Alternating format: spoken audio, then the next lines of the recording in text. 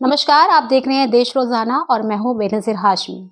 स्वागत है आपका हमारे चैनल में। आज हमारे साथ मौजूद हैं डॉक्टर संदीप बब्बर, जो एक त्वचा के एक विशेषज्ञ है। बहुत अच्छी जानकारी है इनको। और मैं आपको बता दूं, जैसे कि सर्दियों की शुरुआत होती है तो बहुत लोगों की ये समस्या होती है कि बालों में डैंड्रफ बढ़ता जाता है। वैसे तो ये अमूमन एक समस्या है, सभी में पाई जाती है, लेकिन जैसे जैसे सर्दियों की शुरुआत होती है और ये लोगों में ज़्यादा बढ़ती चली जाती है। तो हमारे साथ संदीप बब्बर हैं, डॉक्टर हैं, अच्छे हैं, और जानेंगे इनसे कि ये प्रॉब्लम सर्दियों में ही ज़्यादा क्यों होती है। लोगों के बहुत सारे लोगों से हमारी बात हुई है, उन्होंने यही हमसे कहा है कि एक बार हमें किसी डॉक्टर से रूबरू करवाइए, बात करवाइए। हमारे दर्शक को बताइए कि क्यों ये सर्दियों में सबसे ज़्यादा पाया जाता है।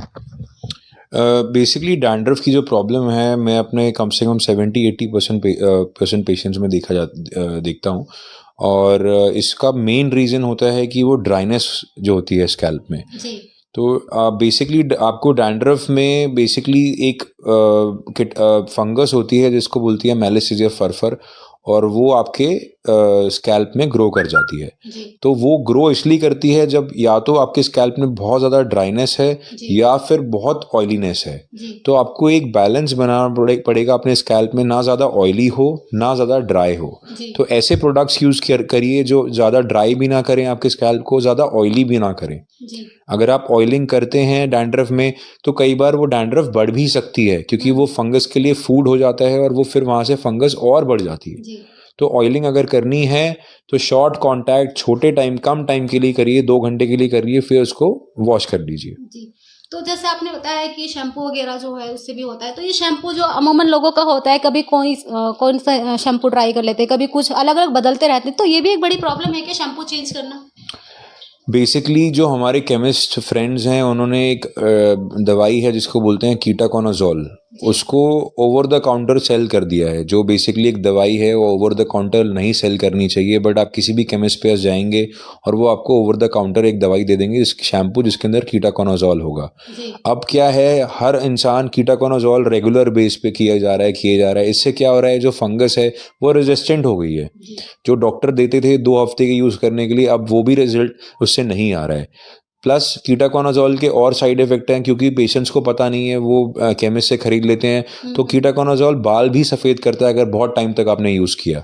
तो बेसिकली अगर आप ओवर द काउंटर ड्रग ले रहे हो तो आपको ध्यान देना चाहिए कि आपके बाल, उससे क्वालिटी ख़राब हो सकती है, सफ़ेद हो सकते हैं, फंगस और रेजिस्ट हो सकती है। तो वो एक तरीका नहीं है डैंड्रफ ठीक करने का। तो बहुत से लोगों में एक ये भी प्रॉब्लम आ रही है आजकल कि हम तो ये कहते हैं या सोचते हैं कि सर्दियों में जो होता है डैंड्रफ ज़्यादा होता है, लेकिन किसी किसी को 12 महीने रहता है। तो क्या ये सोराइसिस हो सकता है? अगर ये सोराइसिस है तो इसकी क्या पहचान है, ये भी बता दीजिए।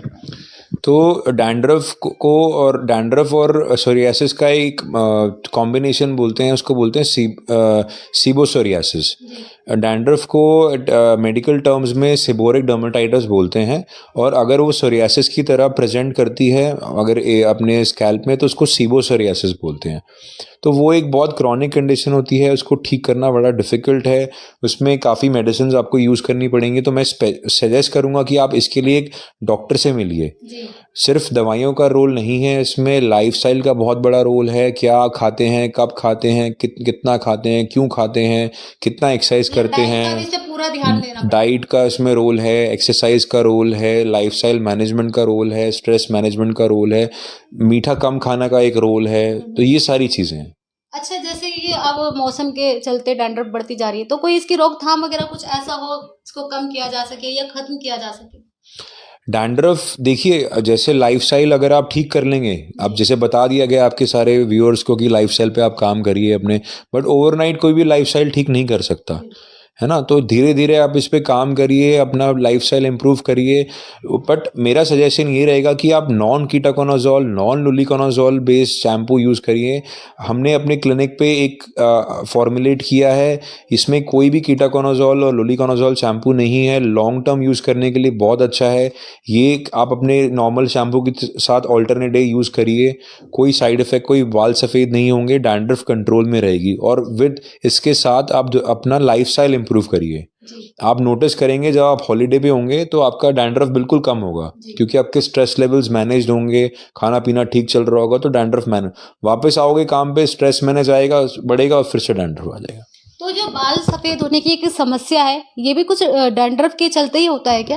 डैंड्रफ को ठीक करने के लिए जो कीटाकोनाजोल सारे केमिस्ट बेच रहे हैं डैंड्रफ के लिए, उससे होता है। जी। तो मैं अपने केमिस्ट भाइयों को भी बोलूँगा कि आप अगर सजेस्ट कर रहे हैं, कोई बुराई नहीं है, ठीक है। कुछ सारे लोग डॉक्टर के पास नहीं आ सकते, बट उनको एटलीस्ट ये बोलो कि ज़्यादा टाइम तक इनको यूज़ ना करें। जी। ज़्यादा टाइम यूज़ करेंगे तो बाल जितने 40 साल की उम्र में सफ़ेद होने हैं, वो जल्दी सफ़ेद हो जाएंगे। जी।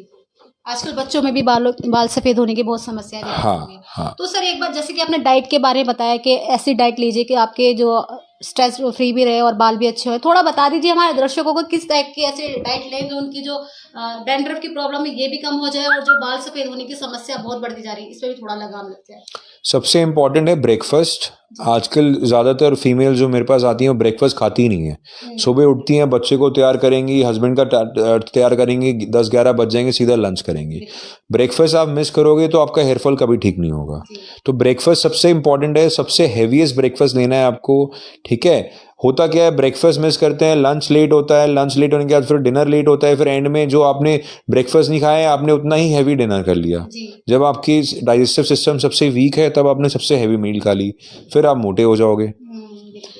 ठीक है, तो आप ब्रेकफास्ट करिए, हरी सब्जियां ज़्यादा खाइए, प्रोटीन ज़्यादा खाइए डाइट में, ठीक है। इसके अलावा जो भी आपको, अगर आप वेजिटेरियन हैं तो एक B12 विटामिन डी का सप्लीमेंट रेगुलर लीजिए, विटामिन ई का रेगुलर लीजिए। विटामिन ई आपके ड्राइनेस ठीक करेगा, डैंड्रफ ठीक करेगा, उसको आप रेगुलर लीजिए, जिससे वो बेटर हो जाएगा आपका।